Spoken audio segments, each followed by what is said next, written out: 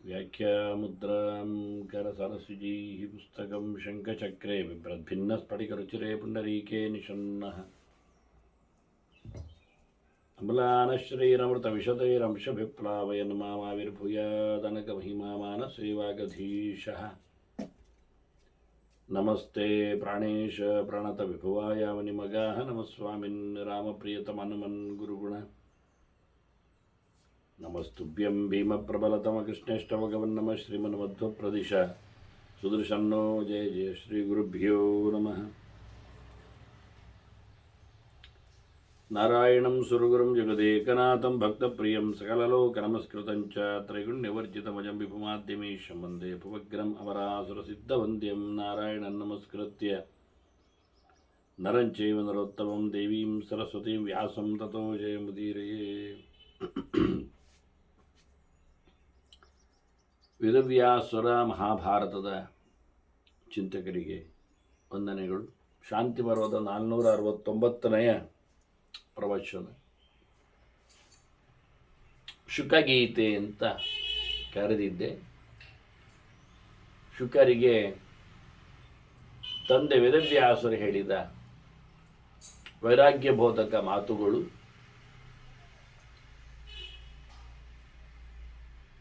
ತಾನು ಬಹಳ ಶಾಸ್ತ್ರದ ಹಿನ್ನೆಲೆಯಲ್ಲಿ ಪ್ರಮಾಣಗಳ ಮೂಲಕ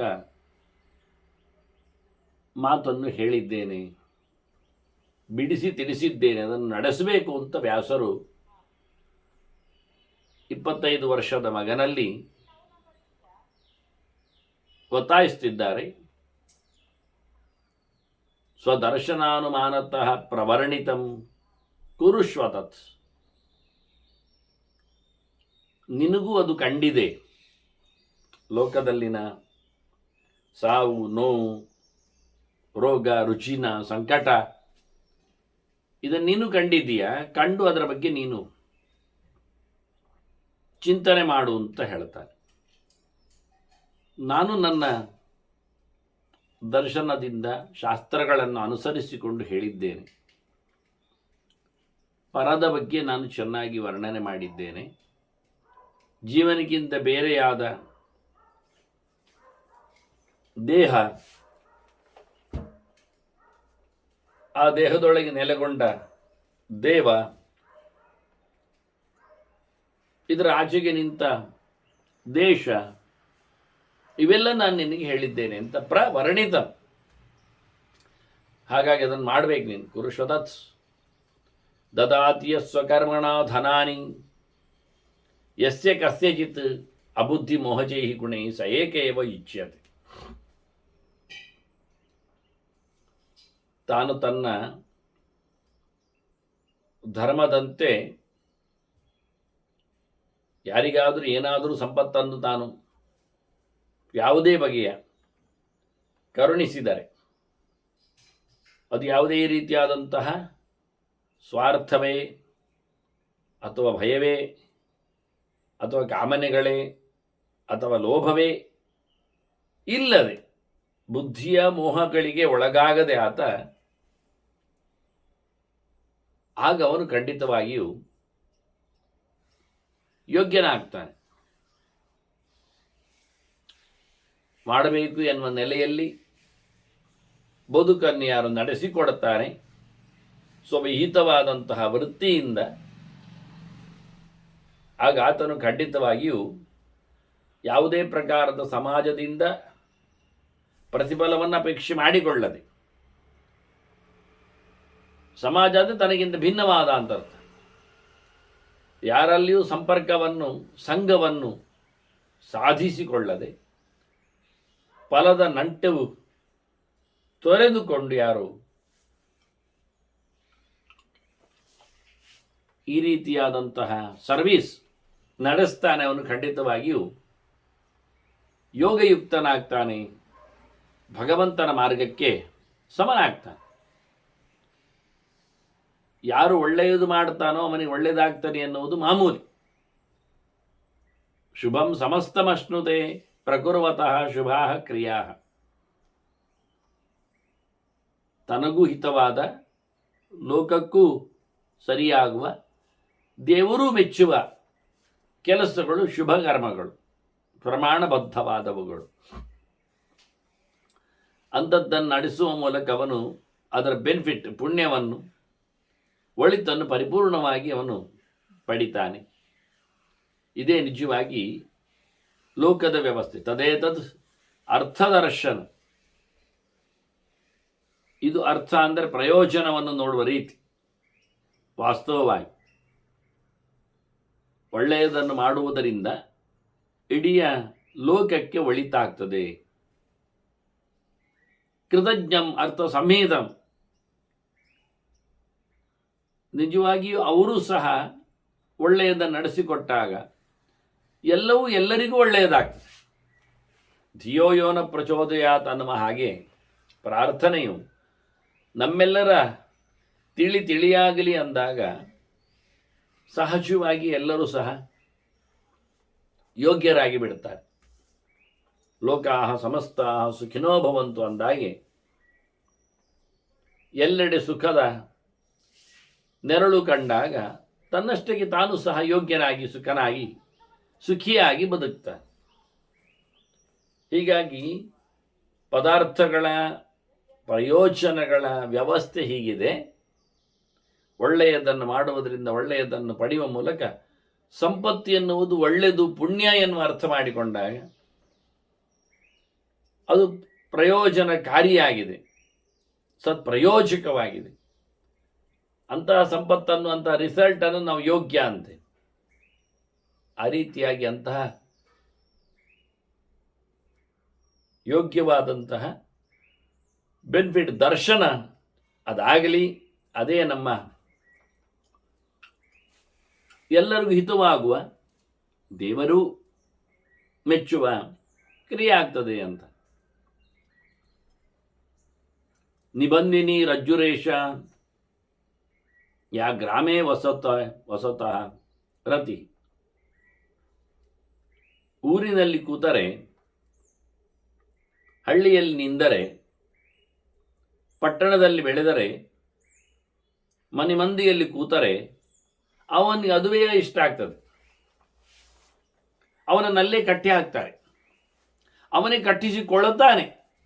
ಒಂದಲ್ಲ ಒಂದು ಕಮಿಟ್ಮೆಂಟ್ಸ್ಗಳು, ಒಂದಲ್ಲ ಒಂದು ಆರಂಭಗಳು, ಒಂದಲ್ಲ ಒಂದು ಅನುಕೂಲಗಳು, ಅವಕಾಶಗಳು, ಮಾನಗಳು, ಲಾಭಗಳು ಇರಲಾಗಿ ಆತ ಅಲ್ಲಿಯೇ ಸ್ಪ್ರೆಡ್ ಆಗ್ತಾನೆ, ಬೇರೂರುತ್ತಾನೆ, ಬೆಳೆದು ಬಿಡ್ತಾನೆ. ಮತ್ತು ಮುಂದಿನದ್ದನ್ನು ಸಹ ಅಲ್ಲಿ ಹೂತಿಡ್ತಾನೆ ಅಥವಾ ಅಂಟಿಸಿ ಬಿಡ್ತಾನೆ. ಹೀಗಾಗಿ ತನ್ನ ಸುತ್ತಮುತ್ತಲಿನ ಸಂಬಂಧವನ್ನು ಆತ ಕಳಚಿಕೊಳ್ಳಬೇಕು. ಚಿತ್ವೈತಾಂ ಸುಕೃತೋ ಯಾಂತಿ. ಒಳ್ಳೆ ಪ್ರಯತ್ನ ಪಡಬೇಕಾಗ್ತದೆ, ಒಳ್ಳೆಯ ಲೆಕ್ಕಾಚಾರದಲ್ಲಿ ಕೆಲಸ ಮಾಡಬೇಕಾಗ್ತದೆ. ಅಂಥವನು ಒಳ್ಳೆಯವನಾಗ್ತಾನೆ. ತನ್ನಷ್ಟಕ್ಕೆ ಅಲ್ಲಿಂದ ಇಲ್ಲಿಂದ ಎಲ್ಲವನ್ನು ಸಂಬಂಧವನ್ನು ಯಾರು ಕತ್ತರಿಸಿಕೊಳ್ಳುತ್ತಾನೆ, ಊರನ್ನು ಹೊತ್ತುಕೊಂಡು ಯಾರು ತಿರುಗುವುದಿಲ್ಲ, ಊರು ಎಲ್ಲಿ ಯಾವನನ್ನು ನುಂಗಿ ಹಾಕುವುದಿಲ್ಲ, ನಿರ್ಲಿಪ್ತನಾಗಿ ಎಲ್ಲಿ ಆತ ಬದುಕಿರ್ತಾನೆ, ಅಂಥವನು ಅಲ್ಲಿಂದ ತೆರಳುತ್ತಾನೆ. ನೈನಾಂಚಿಂದಂತಿ ದುಷ್ಕೃತ. ಕೆಟ್ಟವರು ಎಂದೂ ಸಹ ಅಲ್ಲಿನ ಹಗ್ಗವನ್ನು ಕತ್ತರಿಸುವುದಿಲ್ಲ, ಬಾಂಧವ್ಯದ ಎಳೆಯನ್ನು ತುಂಡರಿಸುವುದಿಲ್ಲ. ಹೀಗಾಗಿ ಅವರು ಸಿಕ್ಕಿ ಬೀಳುತ್ತಾರೆ. ಅವರು ಅದರೊಳಗೆ ಸೋರಿಕೊಳ್ತಾರೆ. ಮತ್ತೆ ಮತ್ತೆ ಹುಟ್ಟಿ ಬರಬೇಕಾಗ್ತದೆ ಸಂಬಂಧದ ಗಾಢತೆಯಿಂದಾಗಿ. ಹಾಗಾಗಿ ಕುಂತಿ ಕೃಷ್ಣನಲ್ಲಿ ಕೇಳಿದ್ದು, ನನಗೆ ಯಾದವರಲ್ಲಿ ಪ್ರೀತಿ ವಿಶ್ವಾಸ ಇದೆ. ನಾನು ಹೆತ್ತ ನನ್ನ ಮಕ್ಕಳಲ್ಲಿ, ಪಾಂಡವರಲ್ಲಿ ನನಗೆ ತುಂಬ ಪ್ರೀತಿ ವಿಶ್ವಾಸಗಳು ನಿಂತಿವೆ. ಹೀಗಾಗಿ ನಾನು ಹುಟ್ಟಿದ ಮನೆ ಅಂದರೆ ವಸುದೇವನ ತಂಗಿ ಆಕೆ, ಹಾಗಾಗಿ ಕೃಷ್ಣನ ಸೋದರತ್ತೆ, ಹಾಗಾಗಿ ಯಾದವಿಯವಳು. ಹಾಗಾಗಿ ನಾನು ಯಾದವರ ಮತ್ತು ಪಾಂಡವರ, ಇತ್ತ ಕೌರವರಲ್ಲಿಗೆ ಮದುವೆಯಾಗಿ ಬಂದವಳು ಪಾಂಡುರಾಜನನ್ನು. ಹಾಗಾಗಿ ಅತ್ತ ಯಾದವರ ಮತ್ತು ಕೌರವರ ಇದು ಎರಡು ಒಂದೇ, ಮೂಲ ಕುಟುಂಬ ಒಂದೇ. ಯಾತಿದ್ದು ಬಂದಾಗ ಅತ್ತ ಯದುಗಳದ್ದು ಇತ್ತು ಪೂರುಗಳದ್ದು ಅಂತ. ಈ ಎರಡರ ಸಮಾವೇಶದಲ್ಲಿ ಕೂತಿದ್ದಾಳೆ. ಅವಳು ಹೇಳ್ತಾಳೆ, ಈ ಎರಡರ ಕಡೆಯ ಸಂಬಂಧದ ಪ್ರೀತಿ ವಿಶ್ವಾಸದ ಏನೊಂದು ಕೊಂಡಿ ಇದೆ, ಹಗ್ಗ ಇದೆ, ಅದನ್ನು ಕಳಚಿ ಬಿಡಪ್ಪ ಕೃಷ್ಣ ಅಂತ ಕೇಳ್ತಾಳೆ. ಸ್ನೇಹ ಭಾಷಮಿಮಂ ಚಿಂದಿ ದೃಢಂ ವೃಷ್ಣಿಷು ಪಾಂಡುಷು, ನನ್ನ ಈ ಪ್ರೀತಿಯ ಬಲೆಯನ್ನೊಮ್ಮೆ ಕತ್ತರಿಸು ಮಾರಾಯ ಅಂತ. ಅದನ್ನು ಇಲ್ಲಿ ವ್ಯಾಸರು ಹೇಳುತ್ತಾರೆ, ಮನೆಯಲ್ಲಿ ಮಲಗಿದವನಿಗೆ ಪ್ರೀತಿಯ ಬಳ್ಳಿಗಳು ಸುತ್ತಾಕಿ ಬಿಡುತ್ತವೆ. ಊರಿನಲ್ಲಿ ತಿರುಗಿದವನಿಗೆ ಸಮಾಜ ಮನ್ನಣೆ ಮಾಡಿ ಮಾನ ಸನ್ಮಾನಗಳಿಂದ ಅವನನ್ನು ಸಿಕ್ಕಿಹಾಕಿಸ್ತಾರೆ.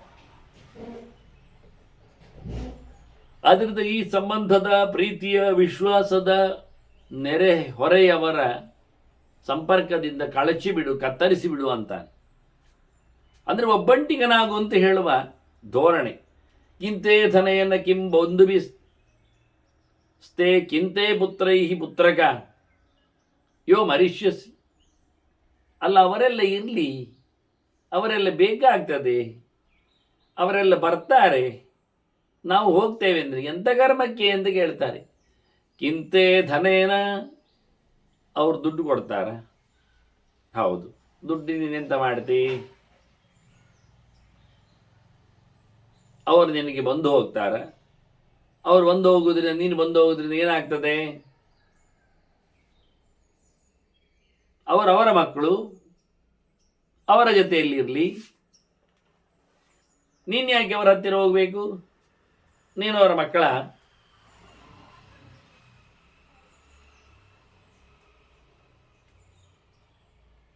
ಯಾವಾಗಲೂ ಇರಲಿಕ್ಕೆ ಬರ್ತದ? ಸಾಯ್ತಿಯಲ್ಲ, ಸಾಯ್ತಾರಲ್ಲ. ಹಾಗಾಗಿ ಬಂಧುಗಳು ನಿತ್ಯ ಇಲ್ಲ, ಅವರ ಒಡನಾಟವೂ ನಿತ್ಯ ಅಲ್ಲ. ಹಾಗಾಗಿ ಯಾರು ನಮ್ಮ ಒಟ್ಟಿಗೆ ಇರುವವ? ನೆನಪುಂಟೇನು? ಎಲ್ಲರೊಟ್ಟಿಗೆ ಇರುವವ ಯಾರು?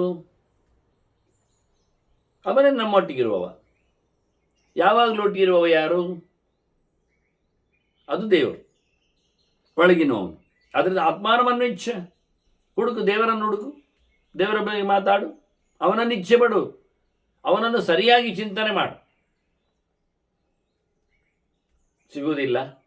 ಗುಹಾಂ ಪ್ರವಿಷ್ಟಂ, ಅವನು ಹೃದಯ ಗುಹೆಯೊಳಗಿದ್ದಾನೆ, ಅವಿತಿದ್ದಾನೆ, ಬಿಂಬನಾಗಿದ್ದಾನೆ, ಶಾಸ್ತ್ರದ ಗುಹೆಯಲ್ಲಿದ್ದಾನೆ. ಅದನ್ನು ತಿಳ್ಕೊಳ್ಬೇಕು. ಗುಹಾಸಂತಂ ಮಾತರಿಶ್ವಾಮಥಾಯತಿ ಅಂತ ಶಾಸ್ತ್ರದ ಒಳಗೆ ಅವಿತಿರತಕ್ಕಂಥ ಸಂಗತಿಯನ್ನು ಪ್ರಾಣತತ್ವ ಮಥನ ಮಾಡಿ ಹೊರಗೆ ತರ್ತದೆ. ಹಾಲಿನಲ್ಲಿ ನಲ್ಲಿಗಿದ ಬೆಣ್ಣೆಯನ್ನು ತೆಗೆಯುವಂತೆ ಶಾಸ್ತ್ರದಲ್ಲಿ ಮಥನ ಮಾಡಿ ಭಗವಂತನನ್ನು ತರಬೇಕು, ಚಿಂತನೆ ಮಾಡಬೇಕು.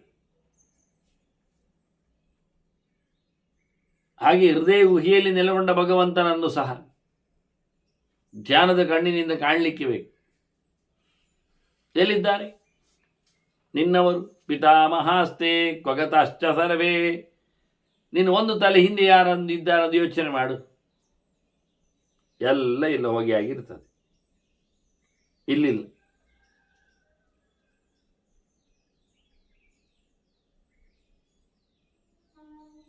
ಎಲ್ಲ ತೆರಳಿಯಾಗಿರ್ತದೆ.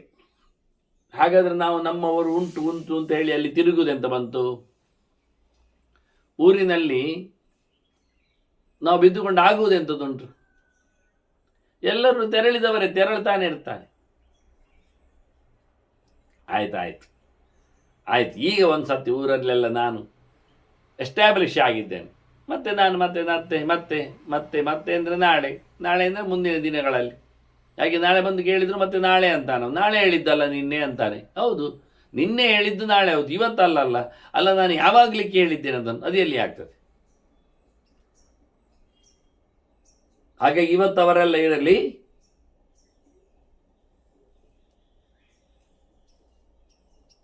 ನಾಳೆ ಅವರು ಮುದುಕರಾದರೆ ಪಿತಾಮಹರಾದರೆ ಮತ್ತೆ ಇರುವುದಿಲ್ಲ. ಅವರು ಸತ್ತ ಬಳಿಕ ಬರ್ತೇನೆ, ಅವರು ಸತ್ತ ಬಳಿಕ ಬೇರೆಯವರನ್ನು ಸೃಷ್ಟಿ ಮಾಡಿ ಹೋಗಿರ್ತಾರೆ, ಅದು ಕೊಂಡಿರ್ತದೆ. ಅವರು ಹೇಳಿ ಹೋಗಿರ್ತಾರೆ, ಇವರನ್ನು ಚೆನ್ನಾಗಿ ನೋಡಿಕೊಳ್ಳಿ, ಹೇಳಿಕೊಂಡು ನನ್ನ ನಂತರದಲ್ಲಿ ಅಂತ. ಅದನ್ನು ಮುಗಿತದ, ಅದು ಆಗುವುದಿಲ್ಲ.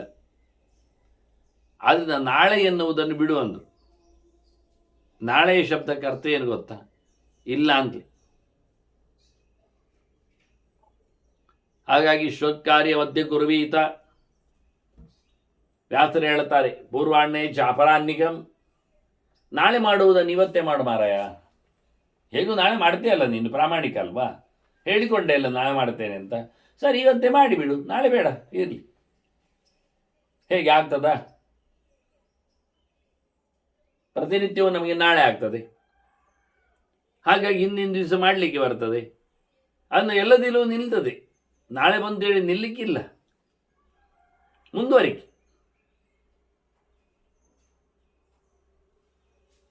ಹೀಗೆ ನಾಳೆ ಅನ್ನುವವನಿಗೆ ಕೇಳ್ತಾರೆ. ಹಾಗಾಗಿ ನಾಳೆಯದ್ದನ್ನು ಇವತ್ತು ಮಾಡಬೇಕೆನ್ನುವ ಸತ್ಯ. ಇವತ್ತಿನ ಸಂಜೆಯದ್ದನ್ನು ಈಗಲೇ ಮಾಡಬೇಕು. ಪೂರ್ವಾಹ್ನೆ ಚಾಪರಾನ್ನಿಕ. ಸಂಜೆ ಮಾಡುವುದನ್ನು ಈಗಲೇ ಮಾಡಿಬಿಡು. ಸಂಜೆ ಅಂದರೆ ಬಾಳಿನ ಸಂಜೆಯೇ ಹೌದು. ಹಾಗಾಗಿ ಈಗಲೇ ಅಂದರೆ ಎಳವೆಯಲ್ಲಿಯೇ ಮಾಡು ಎನ್ನುವ ಅರ್ಥ ಆಗ್ತದೆ. ಯಾಕೆ ನಾಳೆದ್ದನ್ನು ಇವತ್ತು ಮಾಡೋದು? ಇವತ್ತು ಸಂಜೆಯದ್ದನ್ನು ಈಗಲೇ ಮಾಡಿಬಿಡುದು ಯಾಕೆ? ನಮಗೇನು ಗ್ಯಾರಂಟಿ ಉಂಟು? ಸಂಜೆವರೆಗೆ ಬದುಕ್ತೇನೆ ಅಂತ, ನಾಳೆವರೆಗೆ ಬದುಕ್ತೇನೆ ಅಂತ ಏನುಂಟು? ಏನಿಲ್ಲ. ನಹಿ ಪ್ರತೀಕ್ಷತೆ ಮೃತ್ಯು. ಸಾವು ನಮ್ಮನ್ನು ಕಾಯುವುದಿಲ್ಲ. ನಾಳೆ ಬರಲಿ, ಸಂಜೆ ಬರಲಿ ಎಲ್ಲ ಹೇಳುವುದಿಲ್ಲ. ಕೃತಂ ವಾಸ್ಯ ನವಾಕೃತಂ. ನೀನಿಂದ ಮಾಡಿ ಆಯ್ತಾ ಇಲ್ಲವಾ? ಬರ್ತಾ ಇದ್ದೇ ಇಲ್ಲವಾ? ಒಲಿದಾಯ್ತಾ ಇಲ್ಲವಾ? ಯಾರು ಕಾಯ್ತಾರೆ? ಎಲ್ಲಿ ಕೇಳ್ತಾರೆ? ಯಾವ ಕೆಲಸವನ್ನು ಅದು ಪೂರ್ಣ ಆಗುವವರೆಗೆ ಕಾಯುವುದಿಲ್ಲ. ಕರ್ಕೊಂಡು ಹೋಗಿ ಬಿಡ್ತಾನೆ. ಅದನ್ನು ನಾಳೆ ಎದ್ದು ಮಾಡಲಿಕ್ಕೆ ಅಂತ ಇಟ್ಕೊಂಡಿದ್ರೆ ನೀನು ಅವನು ಇವತ್ತು ಬಾರದಿದ್ದರಿಂದ ನಾಳೆ ಅದನ್ನು ಬೇಗನೆ ಬೆಳಿಗ್ಗೆ ಮುಗಿಸಿಬಿಡು. ಇಲ್ಲ, ಇವತ್ತೇ ಮಾಡಿಕೊ. ಅದನ್ನು ಯಮನ ಸಮಯ ಗೊತ್ತಿಲ್ಲ, ದೇಶ ಗೊತ್ತಿಲ್ಲ. ಹೀಗಾಗಿ ಮಾಡಬೇಕಾದ್ದನ್ನು ಆದಷ್ಟು ಬೇಗನೆ, ತಡ ಮಾಡದೆ, ಮುಂದೂಡದೆ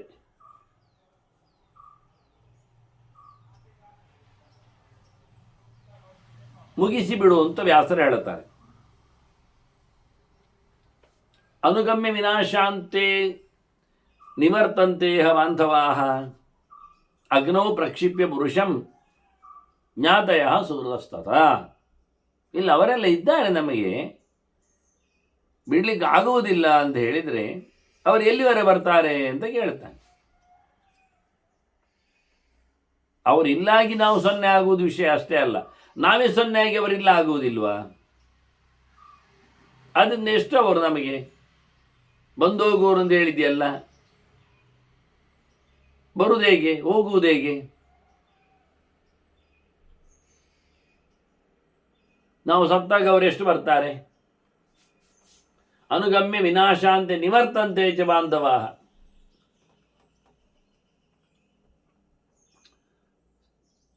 ಸ್ಮಶಾನದವರೆಗೆ ಬರ್ತಾರೆ, ನಮ್ಮ ಸಾವಿನವರೆಗೆ ಇರ್ತಾರೆ, ಮತ್ತೆ ಹಿಂದೆ ಹೋಗ್ತಾರೆ. ಮತ್ತು ಅವರು ಹೇಳ್ತಾರೆ, ಅದು ಎಲ್ಲರೂ ಸಾಯುವುದೇ, ಸಾಯುವವನ ಬೆನ್ನ ಹಿಂದೆ ಇರಲಿಕ್ಕೆ ಬರ್ತದ ಹೇಳಿ ಚಂದವಾದ ವೇದಾಂತ ಮಾತಾಡ್ತಾರೆ. ಪ್ರಯೋಜನ ಆಗಲಿ. ಅವರೆಲ್ಲ ಮನಸ್ಸಿನಲ್ಲಿಯೂ ಅವರು ಬಿಟ್ಟುಕೊಟ್ಟಾಗಿರ್ತದೆ, ನಿವೃತ್ತಿಯನ್ನು ಪಡೆದಿರ್ತಾ ಇರ್ತದೆ. ಇನ್ನು ತೀರಾ ಸಂಬಂಧಿಗಳಿದ್ರೆ ಬೆಂಕಿಯಲ್ಲಿ ದೇಹವನ್ನು ಇಡುವವರೆಗೆ ಬಂದಿರ್ತಾರಲ್ಲಿ, ಅಗ್ನೋ ಪ್ರಕ್ಷಿಪ್ಯ ಪುರುಷಂ. ಮತ್ತೆ ಅವರು ಸಹ ಕೈ ತೊಳೆದುಕೊಳ್ತಾರೆ, ಅಲ್ಲಿ ಮುಗಿದೋಯ್ತು. ಏನು ಮಾಡಲಿಕ್ಕೆ ಬರುವುದಿಲ್ಲ ಅಂತ ಅವ್ರಿಗೆ ಗೊತ್ತಿದೆ. ಯಾರು ಜ್ಞಾತಿಗಳು ಸಂಬಂಧಿಗಳಿರ್ತಾರೆ, ಯಾರು ಮಿತ್ರರಿರ್ತಾರೆ, ಅವರೆಲ್ಲ ಸ್ವಲ್ಪ ದೂರದವರೆಗೆ ಹೊರಟಿ ಬರ್ತಾರೆ ಎನ್ನುವುದು ಸತ್ಯ. ಆದರೆ ಯಾರಿಗೆ ಯಾರೂ ಅಲ್ಲ ಮಾತ್ರ.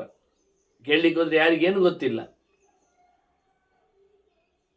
ಅಂತ ಪರಿಸ್ಥಿತಿಯಲ್ಲಿ ಇರ್ತದೆ. ಹಾಗಾಗಿ ಎಲ್ಲರನ್ನು ಸಹ ಒಮ್ಮೆಲೆ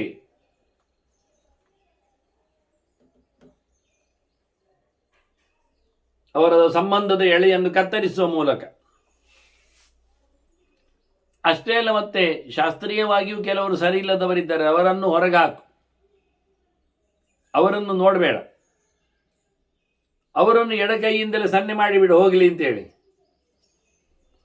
ಕರೆಯುವಾಗ ಬಲಕೈಯಲ್ಲಿ ಕರೀಲಿಕ್ಕೆ ಬನ್ನಿರಿ ಅಂತ, ಹೋಗ್ಲಿಕ್ಕೆ ಹೋಗಬಹುದು ಅಂತ ನಿವೃತ್ತಿ ಘೋಷಣೆ. ನಾಸ್ತಿಕಾನ್, ನಿರನಕ್ರೋಶಾನ್, ಮತ್ತು ಇನ್ನು ಮುಂದಕ್ಕೆ ಅಂತಹ ನರಾನ್, ಪಾಪಮತೆ ಸ್ಥಿತಾನ್, ಕೆಟ್ಟ ಕೆಲಸವನ್ನೇ ಮಾಡಬೇಕೆನ್ನತಕ್ಕಂಥ ಹಠವುಳ್ಳವರ ಹತ್ತಿರ ಹೋಗಬೇಡ. ಮಾಮತಕ್ಕೂರು ವಿಸ್ತ್ರಬ್ಧ, ಅವರನ್ನು ಹಿಂದೆ ಮಾಡು, ಅವರನ್ನು ಬದಿಗೆ ಮಾಡು, ಅವರನ್ನು ಎಡಕ್ಕೆ ನೋಡು. ಮತ್ತೆ ಕೆಲವರು ನಾಸ್ತಿಕರಿದ್ದಾರೆ, ಧರ್ಮ, ಪುಣ್ಯ, ಪರಲೋಕ ಇವನ್ನೆಲ್ಲ ಒಪ್ಪದವರು ಅಂತ. ಬೇಡ ಅವರು ಸುದ್ದಿ ನಿನಗೆ, ಅವರ ಬಳಿ ಮಾತಾಡಬೇಕಾಗಿಲ್ಲ. ನಿರನುಕ್ರೋಶ, ನಿರ್ದಯಗಳು ಇರ್ತಾರೆ ಕೆಲವರು, ಅಂಥ ಮನುಷ್ಯರು, ಪ್ರಯೋಜನ ಇಲ್ಲ. ಹಾಗಾಗಿ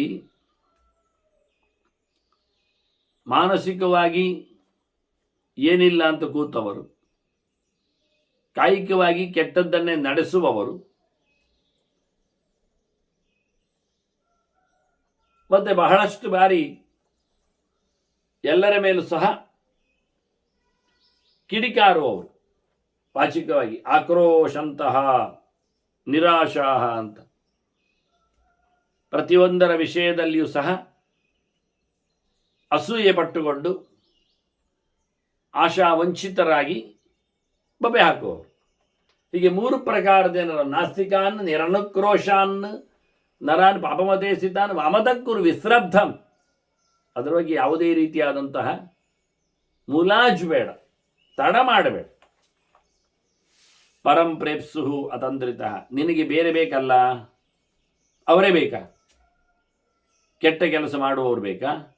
ಕೆಟ್ಟ ಯೋಚನೆಯವರು ಬೇಕಾ? ಕೆಟ್ಟ ಮಾತಿನವರು ಬೇಕಾ? ಬೇಡ ತಾನೆ. ಆದ್ದರಿಂದ ಅದಕ್ಕಿಂತ ಭಿನ್ನವಾದ ವಸ್ತುವನ್ನು, ವಿಷಯವನ್ನು ಪಡೀಬೇಕೆನ್ನುವ ಇದು 3 ಮುಚ್ಕೋಬೇಕು. ಅದಕ್ಕಿಂತ ಉತ್ತಮವಾದನ್ನು ಪಡಿಬೇಕೆನ್ನುವ, ಇಲ್ಲಾಂದ್ರೆ ಅವನು ಒಂದು ರೀತಿಯಿಂದ ಒಪ್ಪಿಯೂ ಇಲ್ಲ ಹೇಳುವವನಾಗ್ತಾನೆ, ಅಸಮಾಧಾನದಿಂದ ಕಿರುಚುವವನಾಗ್ತಾನೆ, ಅನಿವಾರ್ಯವಾಗಿ ಕೆಟ್ಟದ್ದನ್ನು ಮಾಡಲಿಕ್ಕೆ ತೆರಳ್ತಾನೆ. ಇದು ಆಗದಂತೆ ದೊಡ್ಡ ಮಟ್ಟಿನಲ್ಲಿ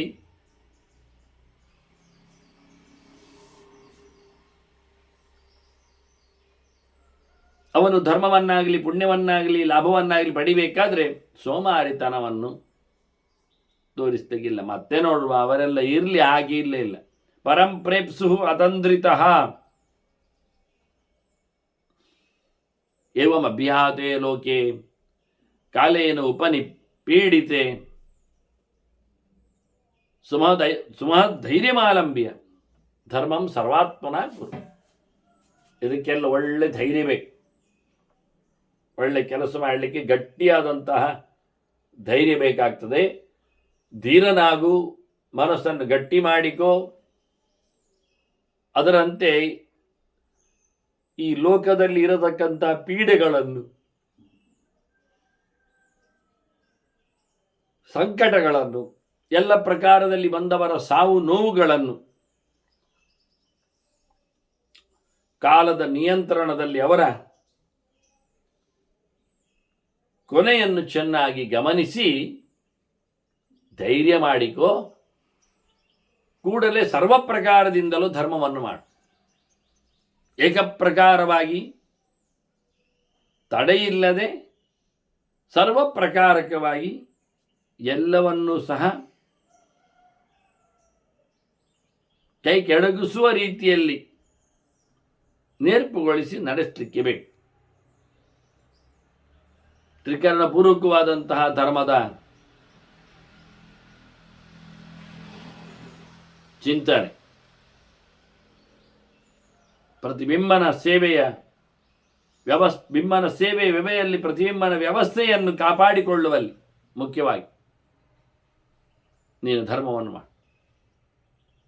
ಅಥೇಮಂ ದರ್ಶನೋಪಾಯಂ ಪರತ್ರ. ವಾಸ್ತವವಾಗಿ ಸಮ್ಯಕ್ ಯೋ ವೇತ್ತಿ ಮಾನವ, ಈ ಚಿಂತನೆಯನ್ನು ಪಡೆಯಬೇಕಾದಂಥ ಯೋಗ ಸಾಧನೆಯನ್ನು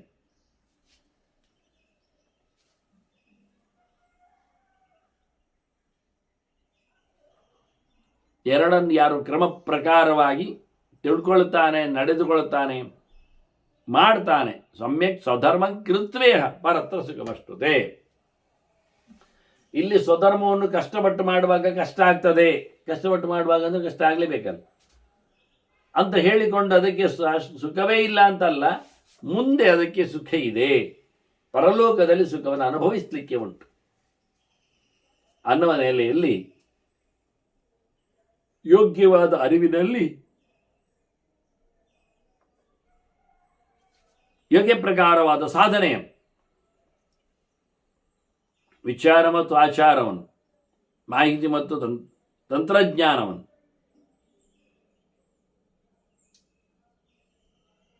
ಇದೆರಡನ್ನು ಬಹಳ ಚೆನ್ನಾಗಿ ನಡೆಸಿಕೋ ಅಂತಾರೆ. ನ ದೇಹವೇದೇ ಮರಣಂ ವಿಜಾನತಾಂ ನ ಚ ಪ್ರಣಾಶಃ ಭ್ರಮಪಾಲಿತೆ ಪಥಿ.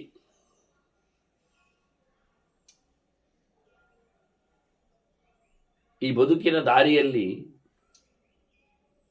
ಚೆನ್ನಾಗಿ ವಿಷಯವನ್ನು ಅರಿತುಕೊಂಡು ಸಾವು ನೋವುಗಳು ಸಂಕಟಗಳು ಎಲ್ಲ ದೇಹಕ್ಕೆ, ಜೀವದಕ್ಕೆ ಅಳಬೇಕಾಗಿಲ್ಲ, ಸಂಕಟ ಪಡಬೇಕಾಗಿಲ್ಲ, ಅವನು ಪ್ರತ್ಯೇಕವಾಗಿರ್ತಾನೆ, ಏನು ಎಚ್ಚರ ಮಾಡಿಕೊಳ್ಳಬೇಕು.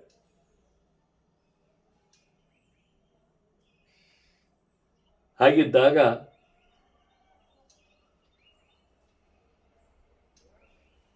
ಈ ಸಾಧನೆಯ ಮಾರ್ಗದಲ್ಲಿ ಅದು ಸೋಲುವುದಿಲ್ಲ, ನಾಶ ಇಲ್ಲ ಆಗ್ತದೆ. ಧರ್ಮಂ ಹಿಯೋ ವರ್ಧಯತೆ ಸ ಪಂಡಿತ. ತಾನು ಒಳ್ಳೆಯದನ್ನು ನಡೆಸುತ್ತಾ ತಾನು ಒಳ್ಳೆಯವನಾಗುತ್ತಾ ಸಮಾಜದಲ್ಲಿ ಒಳ್ಳೆಯದನ್ನು ಆಗುವಂತೆ ಯಾರು ನೋಡಿಕೊಳ್ತಾನೆ, ಅದರಿಂದ ತಪ್ಪು ಸಂದೇಶಗಳು ಬಾರದಂತೆ ಇತ್ತು, ಅಂಥವನು ನಿಜವಾಗಿ ಬೆಳಿತಾನೆ. ಅವನು ನಿಜವಾಗಿ ಯೋಗ್ಯ ಜ್ಞಾನಿ ಅಂತ ಅರ್ಥ, ತಿಳಿದಿದ್ದಾನೆ ಅಂತ ಅರ್ಥ. ಅಲ್ಲದವ, ಧರ್ಮಕ್ಕೆ ಬೆಂಬಲ ನೀಡದವ ಏನಾಗ್ತಾನೆ? ವಿಶೇಷವಾಗಿ ಏವ ಧರ್ಮಾಚ್ಯವತೆ ಸ ದಹ್ಯತೆ. ನಿಜವಾಗಿ ಅವನು ಸುಟ್ಟು ಬೂದಿಯಾಗಿ ಹೋಗ್ತಾನೆ, ಹಾಳಾಗಿ ಹೋಗ್ತಾನೆ. ಅವನು ಮೆರೆಯುವುದಿಲ್ಲ, ಅಧರ್ಮದಿಂದಾಗಿ ಆತ ಹಾಳಾಗ್ತಾನೆ. ಹೀಗಾಗಿ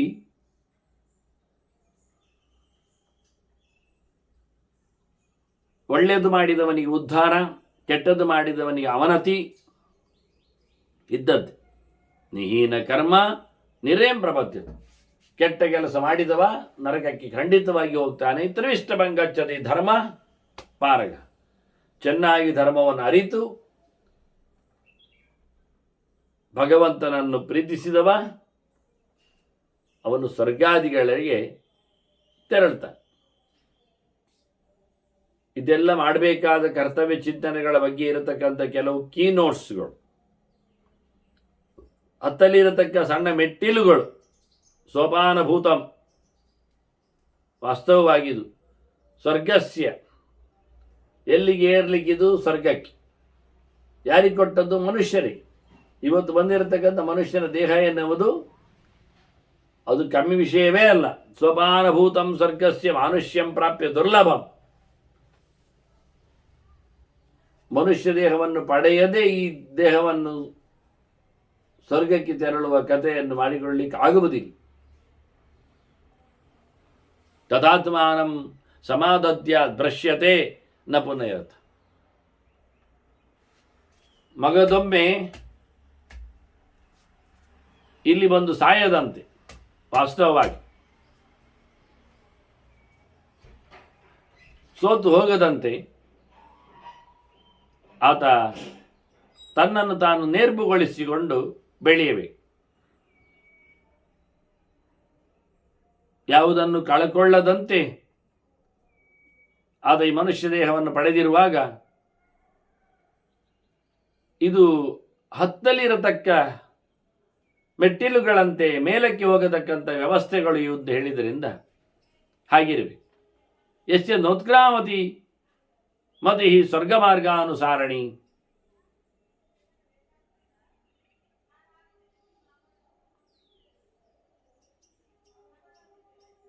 ಯಾರದ್ದು ಹತ್ತುವ ಈ ರೀತಿಯಾದಂತಹ ಚಿಂತನೆಗಳು ತಪ್ಪಿ ಹೋಗುವುದಿಲ್ಲ, ಮೇಲಕ್ಕೆ ಏಳತಕ್ಕಂತಹ ಕಥೆಯನ್ನು ಮನಸ್ಸಿನಲ್ಲಿ ಮಾಡಿಕೊಳ್ಳದವ ಅವನು ಸೋಲ್ತಾನೆ. ಯಾರಿಗೆ ಮೇಲೆ ಹತ್ತುವ ಮನಸ್ಸು ಅದು ಹಾಳಾಗಿರುವುದಿಲ್ಲ ಅಂಥವ ನಿಜವಾಗಿಯೂ ಪುಣ್ಯ ಕೆಲಸ ಮಾಡಿದವನು ಅಂತ ಅರ್ಥ. ತಮಾಹು ಪುಣ್ಯ ಕರ್ಮಾಣಂ ಅಶೋಚ್ಯ ಮಿತ್ರ ಬಾಂಧವೈ. ಅವನ ಸುತ್ತಮುತ್ತಲು ಜನರು ಅವನನ್ನು ಅಯ್ಯೋ ಪಾಪ ಅಂತ ಹೇಳುವುದಿಲ್ಲ. ಅದರಿಂದ ಮನುಷ್ಯನ ಬದುಕು ಜನಮ ಎನ್ನುವುದು ಅದು ಏಣಿಯ ಹತ್ತಿರದಲ್ಲಿ ಕೊಟ್ಟ ಹಾಗೆ, ಹತ್ತಿದ ಏಣಿಯಲ್ಲಿ ಇಟ್ಟ ಹಾಗೆ. ಇನ್ನು ಹತತಾನೇ ಇರಬೇಕಷ್ಟೇ ಹೊರತು ಅದರ ಬದಲು ಅಲ್ಲೇ ನಿಲ್ಲುವುದಲ್ಲ, ಕೆಳಗೆ ಬೀಳುವುದೂ ಅಲ್ಲ. ಆ ರೀತಿಯಾದಂಥ ವ್ಯವಸ್ಥೆ ಇದು ಅಂತ ತಿಳಿಸ್ತಾರೆ. ಯಸ್ಯ ಸ್ವಮಹತಾ ಬುದ್ಧಿ ನಿಶ್ಚಯೇ ಹಿ ಅವಲಂಬತೆ ಸ್ವರ್ಗೇ ಕೃತಾವಕಾಶಸ್ಯ ನಾಸ್ತಿ ತಸ್ಯ ಮಹತ್ ಭಯಂ. ಯಸ್ಯ ನೋಮಹತಾ ಬುದ್ಧಿ ನಿಶ್ಚಯ, ಯಾರಿಗೆ ಶಾಸ್ತ್ರ ನಿಶ್ಚಯದಲ್ಲಿ ವಾಸ್ತವವಾಗಿ ಬುದ್ಧಿ ಹಾಳಾಗಲಿಲ್ಲವೋ, ಬಹಳ ಒಳ್ಳೆಯ ರೀತಿಯಿಂದ ಸಾಧನೆಯ ವಿಷಯದಲ್ಲಿ ಆತ ತನ್ನ ಗಟ್ಟಿ ಬುದ್ಧಿಯನ್ನು ಆಶ್ರಯಿಸಿಕೊಂಡು ನಿಲ್ತಾನೆ, ಅವನು ಇಲ್ಲಿಂದ ಬಿಡುಗಡೆಯನ್ನು ಪಡಿತಾನೆ. ಅವನು ಯಾವುದೇ ರೀತಿಯಾದಂತಹ ಹೆದರಿಕೆ ಇಲ್ಲ. ಸಂಸಾರ ಎನ್ನುವುದು ಭಯದ ಸಂಗತಿ, ಅದು ಪ್ರತಿಯೊಂದು ವಿಷಯದಲ್ಲಿ. ಹೀಗಾಗಿ ಇಲ್ಲಿಂದ ಅಥವಾ ಸ್ವರ್ಗ ಅಂದರೆ ಕೇವಲ ಸ್ವರ್ಗ ಅಲ್ಲ, ಇಂದ್ರನ ತಾಣ ಅಷ್ಟೇ ಅಲ್ಲ, ಸ್ವರೂಪಭೂತವಾದ ಆನಂದದ ಅನುಭವವನ್ನು ಪಡೆಯತಕ್ಕಂಥ ಮೋಕ್ಷವನ್ನು ಇಲ್ಲಿ ಆ ಶಬ್ದದಿಂದ ಹೇಳ್ತಾರೆ.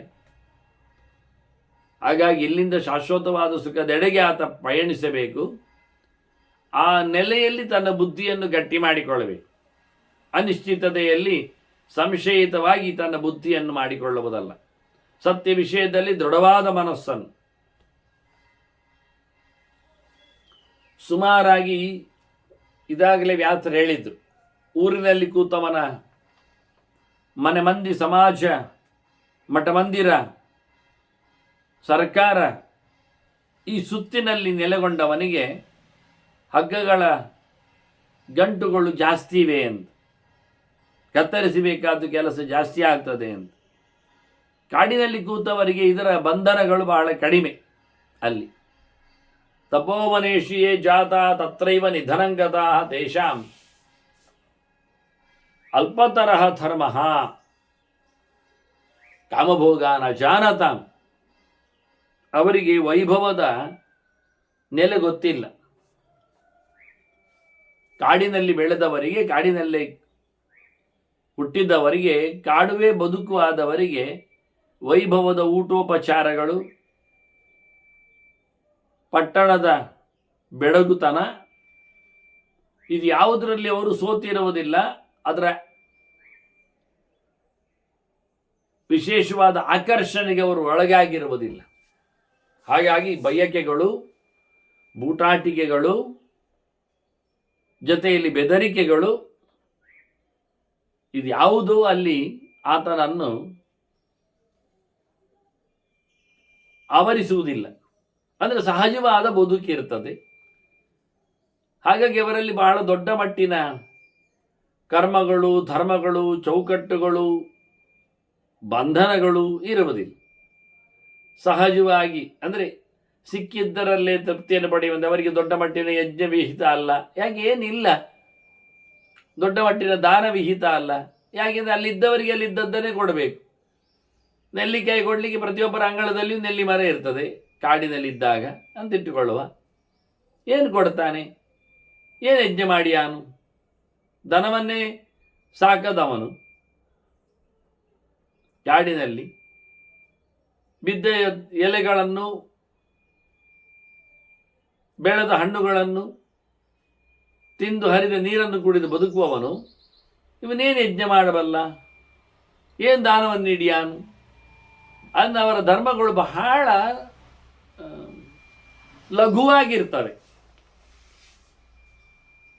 ಬಹಳ ವಿಸ್ತಾರವಾದಂಥ ಧರ್ಮಗಳಾಗಿರುವುದಿಲ್ಲ. ಕೆಲವೊಮ್ಮೆ ಏನು ಇಲ್ಲದವನಿಗೆ ಪಿತೃಕರ್ಮ ಮಾಡುವಲ್ಲಿಯೂ ಅವನಲ್ಲಿ ಯಾವುದೇ ಪ್ರಕಾರವಾದಂತಹ ಸೊತ್ತುಗಳಿಲ್ಲದಿದ್ದರೆ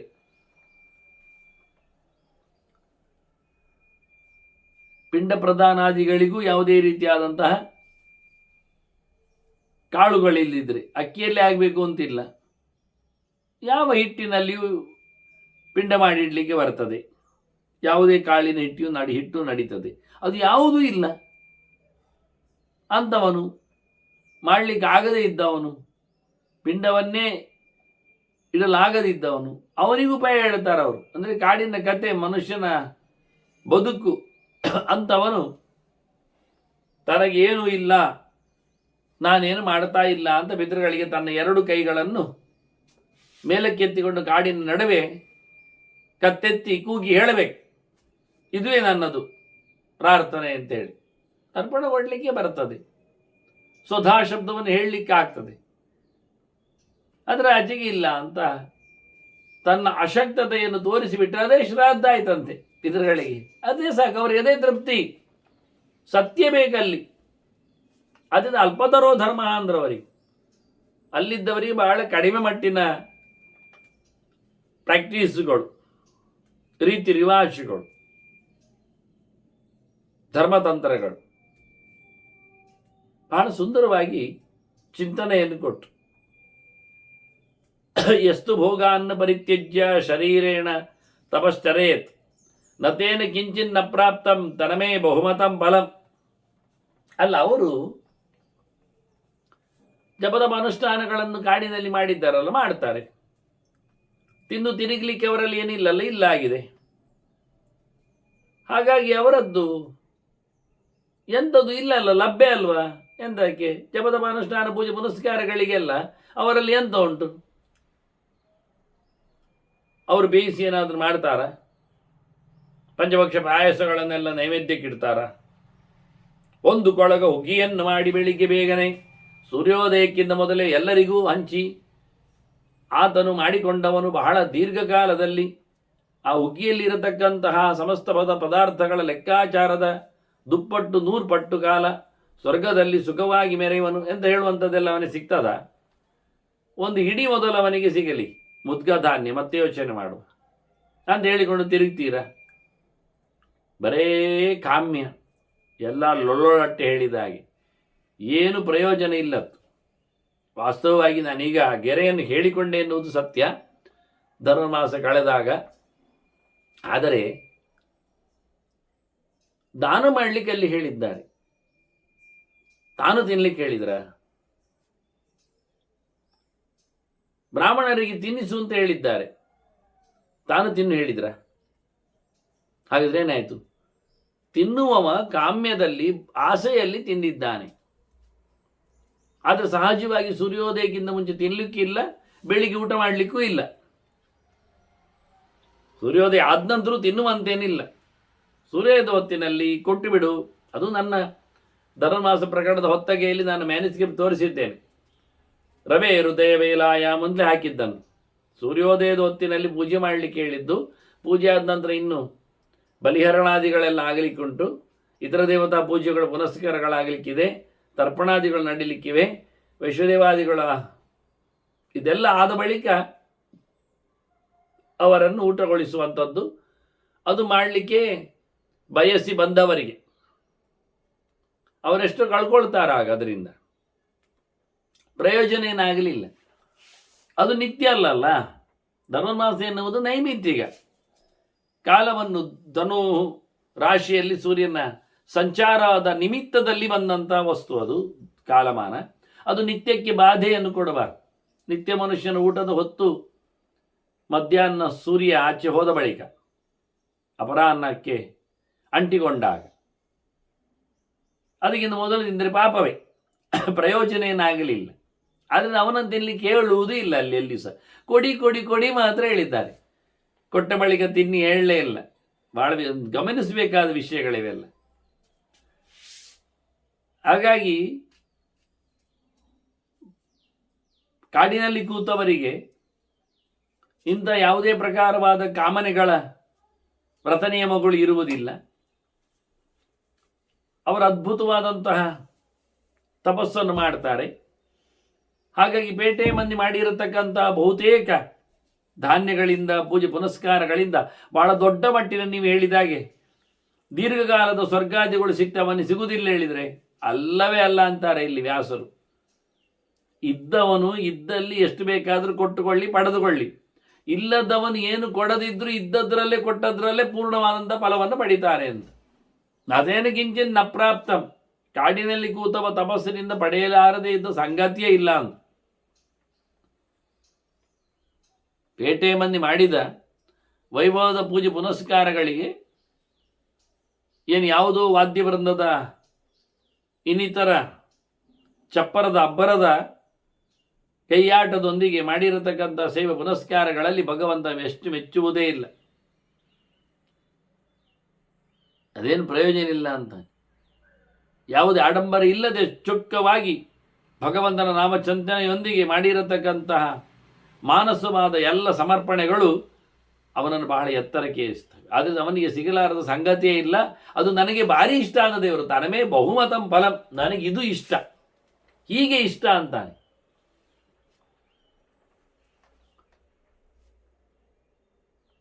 ಮಾನಸವಾದ ಸಮರ್ಪಣೆಯ ಔಚಿತ್ಯದಲ್ಲೇ ಹೆಚ್ಚಿನ ಬೆಳವಣಿಗೆಯನ್ನು ಹೇಳ್ತಾನೆ. ಊರಿನ ತುಂಬ ಬಂದವರದ್ದೇ ಸಂಗತಿ, ಸಂಸಾರದ್ದೇ ತಲೆಬಿಸಿ, ಅವರದ್ದೇ ನಂಟು, ಎಲ್ಲ ಸತ್ಯವಾ ಕೇಳ್ತಾನೆ. ಮಾತಾಪಿತೃ ಸಹಸ್ರಾಣಿ ಪುತ್ರದಾರ ಶತಾನಿ ಚ ಅನಾಗತಾನಿ ಅತೀತಾನಿ ಕಸ್ಯತೆ ಕಸ್ಯವಾ ವಯಂ. ಎಷ್ಟು ಜನ ತಂದೆ ತಾಯಿಗಳು ಬಂದಾಗಲಿಲ್ಲ, ಮಕ್ಕಳು ಮರಿ ಸಂತಾನ ಹೆಂಡತಿಯರೆಲ್ಲ ಎಷ್ಟು ಜನ ಬರಲಿಲ್ಲ, ಬಂದಿದ್ದಾರೆ, ಬರ್ತಾರೆ, ಎರಡು ಸಹ ಬಂದು ಹೋದವರಿದ್ದಾರೆ. ಇನ್ನೆಷ್ಟೋ ತಂದೆ ಬರ್ಬೋದು, ಇನ್ನೆಷ್ಟೋ ತಾಯಿ ಆಗ್ಬೋದು, ಇನ್ನೆಷ್ಟೋ ಹೆಂಡತಿ ಮಕ್ಕಳಾಗ್ಬೋದು, ಇನ್ನೆಷ್ಟೋ ಗಂಡ ತಮ್ಮರಾಗ್ಬೋದು, ಏನೇನೋ ಆಗ್ತಾ ಇರ್ತಾರೆ. ಯಾರಿಗೆ ಯಾರಯ್ಯ? ಕಸ್ಯತೆ ಕಸ್ಯವಾವಯಂ ಅಂದರೆ ಅಲ್ಲ ನೀನು ಯಾರ ಮಗ? ಯಾಕೆ? ಸುಮಾರು ತಾಯಿ ಆಗಿದ್ದಾರಲ್ಲ, ಸುಮಾರು ತಂದೆ ಆಗಿದ್ದಾರಲ್ಲ, ಹೌದಲ್ಲ ಮತ್ತೆ. ಹಾಗಾದರೆ ನಾನು ಯಾರ ಮಗ? ಪ್ರಯೋಜನ ಇಲ್ಲ. ನಾನು ಯಾರು ಗಂಡ? ನಾನು ಯಾರ ಹೆಂಡತಿ? ನಾನು ಯಾರ ಅಪ್ಪ? ನಾನು ಯಾರ ಅಮ್ಮ? ಹೇಗೆ ಹೇಳುವುದು? ಜೀವನಿಗೆ ಎಲ್ಲಿ ಉಂಟು? ಎಲ್ಲಿಯವರೆಗೆ ಹುಟ್ಟಿದಾಗ ಉಂಟು ಲೋಕದಲ್ಲಿ ಅಷ್ಟರವರೆಗೆ ಮಾತ್ರ, ಮತ್ತೆ ಇಲ್ಲ ಅಂತಾನೆ. ಮತ್ತೆ ಇಲ್ಲ. ಅದು ದೇಹಕ್ಕೆ ಅವರು ತಂದೆ, ಜೀವಕ್ಕೆ ಎಲ್ಲಿ ತಂದೆ? ಜೀವನ ಅವರು ಸೃಷ್ಟಿ ಮಾಡ್ತಾರ? ಏನಿಲ್ಲ. ಆಯ್ಕೆ ಮಾಡಿದ್ದಾರ? ಅದು ಅಲ್ಲ. ಹಾಗಾಗಿ ಯಾರಿಗೆ ಯಾರುಂಟು ಕೇಳ್ತಾರೆ. ಅಹಮೇಕೋ ನಮೇ ಕಶ್ಚಿತ್, ನಾನೊಬ್ಬನೇ, ನನಗಾರು ಇಲ್ಲ. ನಾಹಮನ್ಯಸ್ಯ ಕಸ್ಯಚಿತ್, ನಾನು ಯಾರಿಗೂ ಅಲ್ಲಪ್ಪ ಮಾರಾಯ ಸಂಬಂಧಪಟ್ಟವ.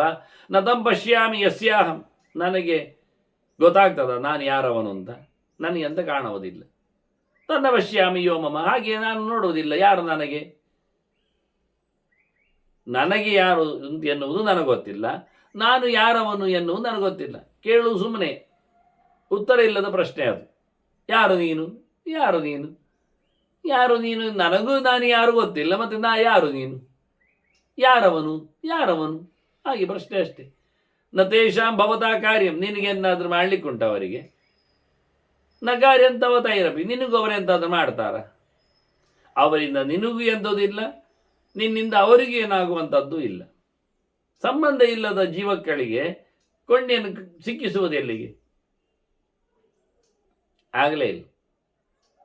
ಮತ್ತೆ ಬಂದಿದ್ದೇವಲ್ಲ, ಹೋಗ್ತೇವಲ್ಲ, ಅದು ನೀವು ಮಾಡಿಕೊಂಡದ್ದು ಲೆಕ್ಕಾಚಾರ. ಸ್ವಕೃತೈ ತಾನಿ ಜಾತಾನಿ ಭವಾಂಶೈವ ಗಮಿಷ್ಯತಿ. ಅವರು ಬಂದದ್ದು ಹಾಗೆ, ನೀನು ಸೇರಿದ್ದು ಹಾಗೆ, ಅವರು ಹೋದದ್ದು ಹೀಗೆ, ನೀನು ಹೊರಡುವುದು ಅಂಥದ್ದೇ. ಮತ್ತೆಂಥದ್ದು? ನೀನು ಹೋಗ್ತೀಯಾ, ಅವರು ಹೋಗ್ತಾರೆ. ಅವರು ಬಂದಿದ್ದಾರೆ, ನೀನು ಬರ್ತೀಯ. ಅವರವರು ಮಾಡಿಕೊಂಡಂತಹ ಕರ್ಮಕ್ಕನುಗುಣವಾಗಿ ಸಂಬಂಧದಲ್ಲಿ ನೆಲೆಗೊಳ್ಳುತ್ತಾರೆ. ಇಹ ಲೋಕೇ ಬಿದನಿನ ಪರೋಪಿ ಸ್ವಜನಾಯತ್. ಇಲ್ಲಿ ನೋಡು ಮಾರಾಯ, ಈ ಲೋಕದಲ್ಲಿ ಒಮ್ಮೆ ನೋಡು, ಮತ್ತೆ ಸತ್ತ ನಂತರದ ಲೆಕ್ಕಾಚಾರ ಮಾಡುವ ನಾವು. ಈ ಲೋಕದಲ್ಲಿ ಒಬ್ಬ ಇದ್ದಾನೆ, ಭಾರಿ ಶ್ರೀಮಂತ ಇದ್ದಾನೆ. ಅವನಿಗೆ ಯಾರು ಜನ ಅಂತ ನೀನು ಹೇಳ್ತಿ? ಎಲ್ಲರೂ ಅವನಿಗೆ ಜನರೇ. ಯಾರೊಬ್ಬನು ಅವನ ಜನವೇ? ಯಾಕೆ? ದುಡ್ಡುಂಟು ಅವನ ಹತ್ರ, ಎಲ್ಲರೂ ಹೇಳಿಕೊಳ್ತಾರೆ, ಎಲ್ಲರೂ ಅವನನ್ನು ಮಾತಾಡಿಸ್ತಾರೆ, ಎಲ್ಲರೂ ಅಲ್ಲಿಗೂ ಹೋಗ್ತಾನೆ. ಇಹ ಲೋಕೇಪಿ ಧನಿನ ಪರೋಪಿ ಸ್ವಜನಾಯತೆ. ಅವನಿಗೆ ಶತ್ರುವು ತನ್ನ ಜನ ಆಗ್ತದೆ, ಅಲ್ಲದವರು ತನ್ನವರು ಹೇಳ್ತಾನವ. ಸ್ವಜನಸ್ತು ದರಿದ್ರಾಣಂ ಜೀವತಾಮವೇ ನಶ್ಯತೆ. ಅದೇ ಒಬ್ಬ ಬಡವ ಇದ್ದಾನೆ, ಅವನಿಗೆ ಅವನ ಜನವೇ ಅವನ ಹತ್ತಿರ ಬರುವುದಿಲ್ಲ, ಅವನ ಜನವೇ ಅವನು ನಾನಲ್ಲ ಹೇಳ್ತಾರೆ. ಅವನು ಯಾರ ಬೇರೆ ಅಂತಾರೆ ನೋಡಿ. ಒಬ್ಬ ಬಡವ ಆದರೆ ಅವನ ಮನೆ ಮಂದಿ ಅವನನ್ನು ಮೂಸುವುದಿಲ್ಲ. ಒಬ್ಬ ಶ್ರೀಮಂತ ಆದರೆ ಊರವರೆಲ್ಲ ನನ್ನವರು ಅಂತ ಹೇಳಿಕೊಳ್ತಾರೆ ಅವರನ್ನು. ಹೇಗೆ ಉಂಟು? ಅವನು ಆಗಿರ್ತಾನೆ, ಎಲ್ಲರನ್ನೂ ಹಚ್ಚಿಕೊಳ್ಳುತ್ತಾನೆ. ಅವನು ದರಿದ್ರನಾದರೆ ಯಾರನ್ನು ಹಚ್ಚಿಕೊಳ್ಳುವ ಹಾಗೆ ಇಲ್ಲ, ಬೆಚ್ಚವ. ಈ ಲೋಕದಲ್ಲೇ ಯಾರಿಗೆ ಯಾರುಂಟು ಇರುವಾಗ ನೀನಿನ್ನು ಜನ್ಮಾಂತರದಲ್ಲಿ ಯಾರು ಅಂತ ಹೇಳುದು ನೀನು? ಅಲ್ಲಿ ದುಡ್ಡು ಲೆಕ್ಕಕ್ಕೆ ಬರುವುದಿಲ್ಲ. ಮತ್ತೆ ಇಲ್ಲಿ ಆದರೂ ದುಡ್ಡಿನಿಂದಾಗಿ ಒಬ್ಬ ಒಟ್ಟಾದ, ದುಡ್ಡು ಇಲ್ಲದಿದ್ದಾಗಿ ಇದ್ದವ ಬಿಟ್ಟೋದ. ತಂದೆ ತಾಯಿಗಳೇ ಕೆಲವೊಮ್ಮೆ ಹೇಳ್ತಾರೆ, ಸರಿ ಇಲ್ಲದ ಮಕ್ಕಳನ್ನೆಲ್ಲ, ಅದ್ಯಾರ ನನಗೆ ಗೊತ್ತಿಲ್ಲ ಅಂತ. ಮಕ್ಕಳೇ ದುಡ್ಡು ಶ್ರೀಮಂತರು ಕೆಲವೊಮ್ಮೆ ಹೇಳ್ತಾರೆ, ದರಿದ್ರ ತಂದೆ ತಾಯಿ ಹೇಳಿದ್ರೆ ಅದ್ಯಾರ ಬೇರೆ ಅಂತಾರೆ ನೋಡಿ. ಗಮ್ಮತ್ತು. ಯಾರು ಅಂತ ಹೇಳುದು ನೀವು? ಆಗುದಿಲ್ಲ. ಮತ್ತೆ ಮನುಷ್ಯ ಎಂಥದ್ದು ಸಂಬಂಧಕ್ಕೆ ಕೊಂಡು ಹೇಗಾಯ್ತು ಕೇಳಿದರೆ ಅದೇ ದೊಡ್ಡ ಸಂಗತಿ, ಅದೇ ಕರ್ಮದ ತಂತ್ರ, ಅದೇ ಒಂದಿಷ್ಟು ಬರ್ಡನ್. ಸಂಜಿನೋತಿ ಅಶುಭಂಕರ್ಮ ಕಳತ್ರಾಪೇಕ್ಷೆಯ ನರಹ. ಮನೆ ಮಂದಿಗಾಗಿ, ಮನೆ ವಾಳ್ತಿಗಾಗಿ, ಹೆಂಡತಿ ಬದುಕಿಗಾಗಿ ಒಂದಿಷ್ಟು ಒಟ್ಟು ಮಾಡ್ತಾನೆ. ಒಟ್ಟು ಮಾಡುವಾಗ ಒಂದಿಷ್ಟು ಕೆಟ್ಟದ್ದು ಒಟ್ಟಾಗ್ತದೆ, ಹಾಳು ಸೇರಿಕೊಳ್ತದೆ. ಹಾಗಾಗಿ ಸೋತು ಹೋಗ್ತಾನೆ, ಸಿಕ್ಕಿ ಬೀಳ್ತಾನೆ. ಮಾಡಬೇಕಲ್ಲ, ಬದುಕಬೇಕಲ್ಲ ಅಂತ ಶುರು ಮಾಡ್ತಾನೆ. ತದ ಕ್ಲೇಶಮೂ ಆಪ್ರೋದು. ಇದರಿಂದ ತೊಂದರೆ ಮುಗಿದೋಯ್ತು. ಎಲ್ಲಿವರೆಗೂ ಹಾಗೆ ಭರತರೇಹ ದೈವಚ. ಇಲ್ಲಿ ಒದ್ದಾಡ್ತಾನೆ, ಮುಂದೆ ಒದ್ದಾಡ್ತಾನೆ. ಹಾಗಾಗಿ ಪ್ರತಿಯೊಬ್ಬರು ಸೋತದ್ದೆಲ್ಲಿ ಕೇಳಿದರೆ ಮನೆ ಮಾಡಲಿಕ್ಕೆ ಹೋಗಿ, ಬದುಕು ಬೆಳೆಸಲಿಕ್ಕೆ ಹೋಗಿ, ಮುಖ್ಯವಾಗಿ ಹೆಂಡತಿಯನ್ನು ಒಟ್ಟು ಮಾಡಿದ್ದರಿಂದ ಕಳತ್ರ ಅಂತಾನೆ. ಕಳ ಅಂದರೆ ಸೇರಿದವಳು, ತ್ರ ಅಂದರೆ ರಕ್ಷಣೆ ಅಂತ. ಸೇರಿಕೊಂಡವಳ ರಕ್ಷಣೆಗಾಗಿ ಅನ್ನೋ ನೆಲೆಯಲ್ಲಿ ಬಂದಿದ್ದಾರೆಲ್ಲ ನೋಡಬೇಕಲ್ಲ ಯೋಚನೆ ಮಾಡ್ತಾನೆ. ಹಾಗಲ್ಲಾದರೆ ಹೀಗೆ, ಅದಲ್ಲಾದರೆ ಮತ್ತೊಂದು, ಯಾವ್ಯಾವುದೋ ಉಪಾಯಗಳಿಂದ ಊರಿನ ಎಲ್ಲ ಜನರನ್ನು ನೋಡ್ತಾನೆ. ಊರಿನ ಎಲ್ಲ ಜನರು ಮೆರವಣಿಗೆ ಮಾಡುವುದಂತ ತಿಳ್ಕೊಳ್ತಾನೆ. ಇವನು ಮೆರವಣಿಗೆ ಹೊರಡ್ತಾನೆ. ಹೀಗಾಗಿ ಸುತ್ತಮುತ್ತಲಿನ ಪರಿಸರದ ಸಂಪರ್ಕದಿಂದಾಗಿ ಎಲ್ಲರೂ ಸಹ ಹೀಗೆ ಸ್ಪರ್ಧಾತ್ಮಕವಾದ ವೈಭವದ ಬದುಕಿನಲ್ಲಿ ತಮ್ಮತನವನ್ನು ಕಳ್ಕೊಳ್ತಾರೆ, ಸಂಚಿತವಾದ ಕರ್ಮಗಳಿಂದ ಸಿಕ್ಕಿ ಬೀಳ್ತಾರೆ ಅಂತ ಇಲ್ಲಿಯೂ ಮತ್ತಲ್ಲಿಯೂ ಒದ್ದಾಟ ಎನ್ನುವ ಸುಂದರವಾದ ಒಂದು ಸಂಸಾರದ ಚಿತ್ರವನ್ನು ವ್ಯಾಸರು ಕೊಡ್ತಾರೆ. ಇನ್ನು ಕೆಲವು ಮಾತುಗಳೊಂದಿಗೆ ಶುಕನನ್ನು ಗಟ್ಟಿ ಮಾಡಲಿಕ್ಕಿದ್ದಾರೆ, ಅದನ್ನು ಮತ್ತೆ ಸೇರುವಾಗ ಕೇಳುವ. ವಂದನೆಗಳೊಂದಿಗೆ ಶ್ರೀಕೃಷ್ಣ ನಾರಾಯಣ ನಾರಾಯಣ.